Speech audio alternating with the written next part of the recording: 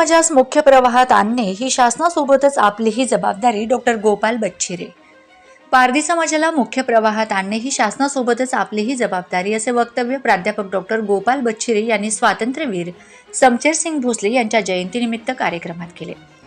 लोणार तालुक्यातील शहारा येथे पारधी समाजाचे स्वातंत्र्यवीर समशेरसिंग भोसले ज्यांनी 1857च्या स्वातंत्र्य संग्रामात आपल्या प्राणांची आहुती दिली, यांची 223व्या जयंतीनिमित्त आयोजित कार्यक्रमात ते बोलत होते.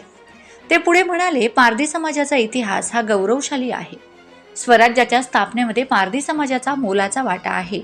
हा समाज भारताचा आद्य रहिवासी असून चव्हाण, पवार, शिंदे, सिसोदिया, भोसले हे या समाजात आडनाव आहेत. त्यामुळे काही इतिहासकारांचे मत आहे की पारधी समाज हा राजपूत समाजाची शाखा आहे. शेषराव शिंदे यांनी या कार्यक्रमाचे आयोजन केले होते.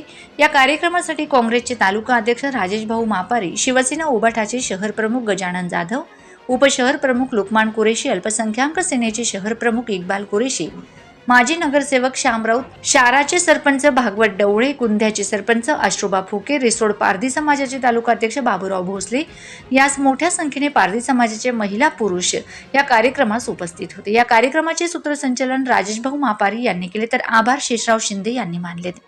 वंदे महाराष्ट्र न्यूज प्रतिनिधी विनायक कुटे, लोणार.